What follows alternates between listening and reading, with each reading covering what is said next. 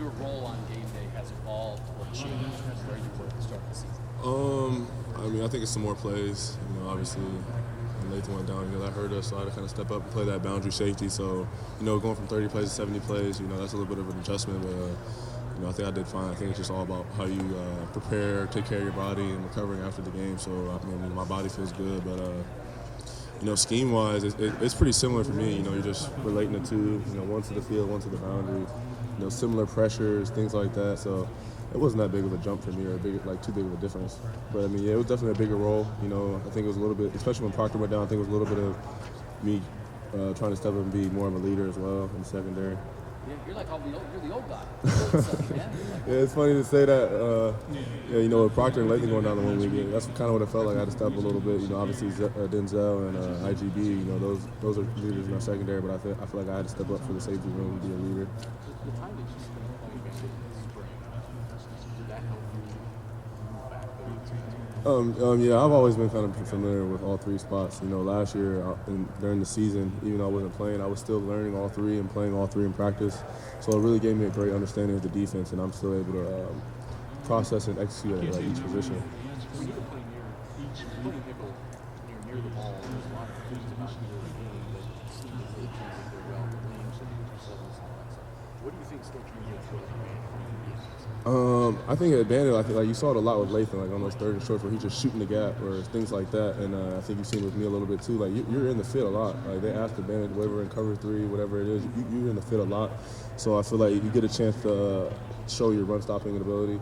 And also being able to, you can still play curl flat in the boundary just like you do to the field. You can play a hook, you can play a half like you do to the field. So like I said, I feel like it's pretty similar. You get to show similar attributes. I think the field, you just get more space, more field. It's obviously a field pressure, so it's different, a little different than the boundary pressure.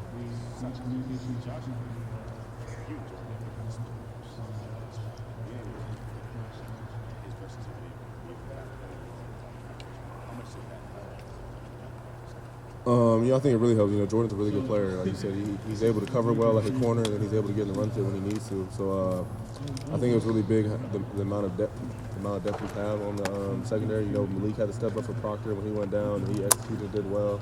So I think we got a lot of guys who are getting ready and ready to play. So you guys are undefeated. You've been at the top of the rankings all year, but the previous two seasons not beating Michigan, the season I'm not talking about the Michigan game, just where this team is mentally. The way you guys have sort of handled your business through this season to this point. What's been the attitude? I think the attitude has been it's about us each game. We know what it felt like to come up short last year, and I think we made a big emphasis on not leaving anything out on the field. Don't leave that play where all you had to do was stay outside, and then you went inside, and now it's a touchdown. Things like that. And then just going as hard as you can. So we really, as a defense especially, I think we just been really emphasizing eliminating explosives on our mistakes. We can't give them free plays. If they're going to make a play, they gotta go earn that. You know what I'm saying? If that makes sense.